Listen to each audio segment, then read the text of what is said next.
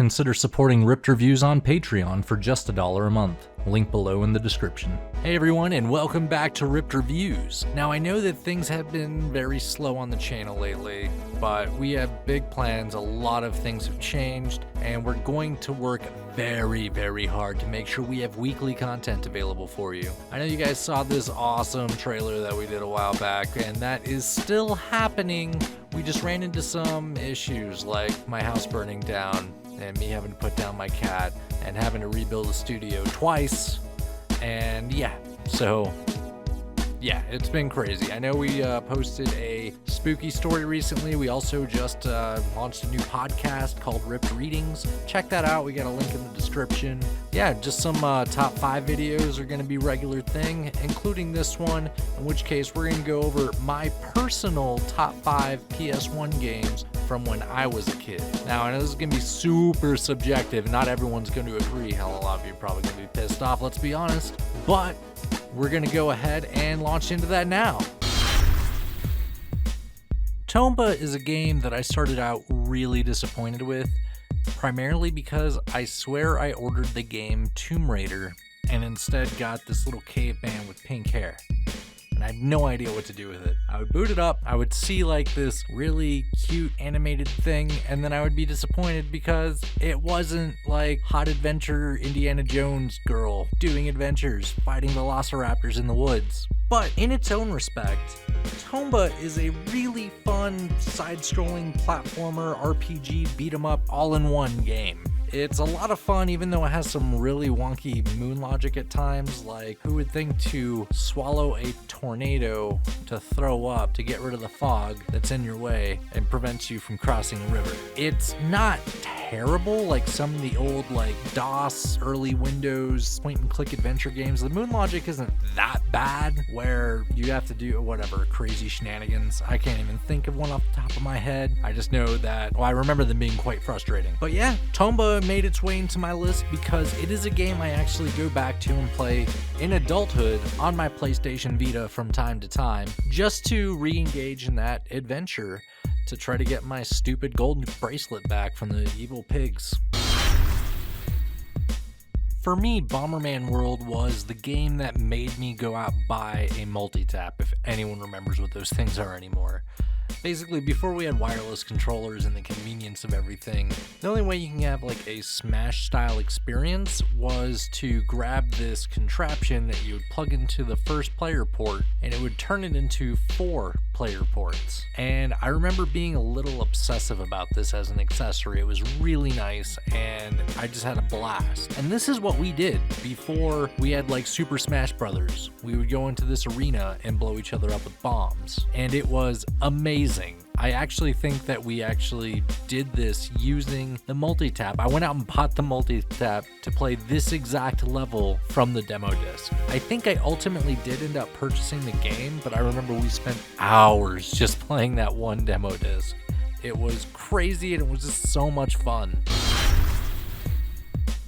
I would put Einhander as one of the obscure titles of Square Enix that not many people know about. In fact, it took me a long time to figure out what this game was because I didn't own the game itself. I had a demo on a demo disc, and I probably don't have that anymore. It took me so long to even find this game so I can collect the footage for this. It's a lot of fun. It's really the only side-scrolling beat-em-up that I played as a child outside of R-Type, which I played on the Game Boy. This was really impressive to me because of the graphics at the time. This was mind-blowing. When some of my friends had Mario Kart for the Super Nintendo, yeah, it goes back that far for some of you younger Gen Zers out there, it was huge. You go from like this pseudo 3D thing with the, not the FX chip, because that was like genuine 3D, but like Mode 7, I think is what it was called on the Super Nintendo. But anyway, going from that sprite scaling to like a full 3D shoot 'em up, it was great. And yeah, that made a huge impact on me as a child. I threw hours into this just because it was an impressive game. I wasn't very good at it. My brother can attest to that. But yeah, it was just a lot of fun. Oh, Jedi Power Battles.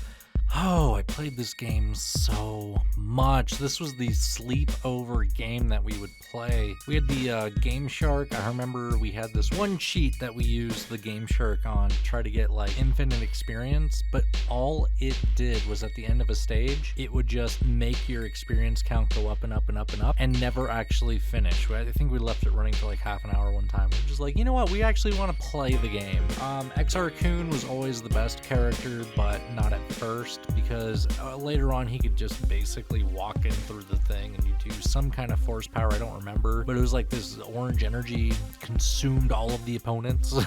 So it was just completely a cakewalk after that point with him. But it's just like this arcade hack and slash that you just kind of like walk through, and it was just so much fun. Just like an arcade hack and slash, Star Wars themed. I can't tell you how many nights that we just spent doing this. This was sleepovers. We would just go to someone's house, hook up the PlayStation. Even after the PS2 came out, we would play this game on the PS2 because it was that much fun. Going back on it to record this footage, it leaves a bit to be desired because the controls and the camera are really dated and wonky. It didn't age well, but at the time it was genuinely a really fun game to play, especially with a friend. It was just great. Alright, this ought to look familiar to some of you out there.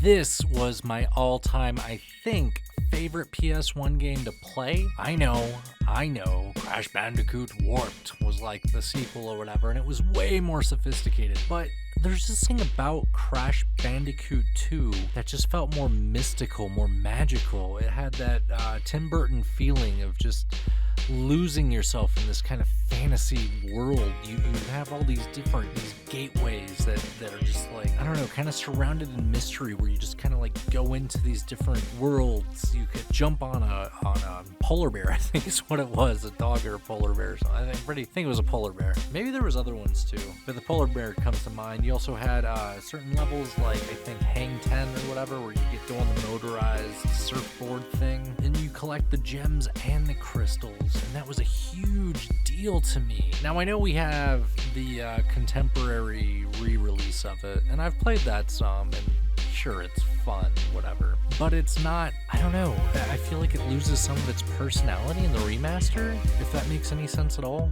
They're essentially the same game, but there was just something about the older, the crappier textures, the lack of proper anti-aliasing, it just made it feel, it had a little bit more personality. Such a weird complaint, but Crash Bandicoot Insane Trilogies, it feels a little too polished. I think that's what I'm trying to say, is that it's too clean, it's too good. I don't know. But I strongly recommend playing the original if you haven't already. It's great. I played on my Vita, I played on emulators on my computer. It's just a great game. Well, I hope you guys enjoyed that top 5 video. It's the first one I've done in, I don't know, like 3 years. I know some of my picks are probably a little controversial, but hey, it was my childhood, my opinions. You guys just gotta deal with it. Hope you guys enjoyed that and all the awesome content to come. Again, we've got that really cool Power Rangers fan project going on. We have a new podcast. Go ahead and click on the description for all that information. And if you want to give us some support, if you want to just support this group of people that is just working really hard to make all this happen, please go to our Patreon and help us out in any little bit, or if you just want to subscribe or like the video, all of that helps tremendously. And thank you so much for 1,000 subscribers. We're so honored. So with that, I hope you guys enjoyed everything, and I'll see you in the next video.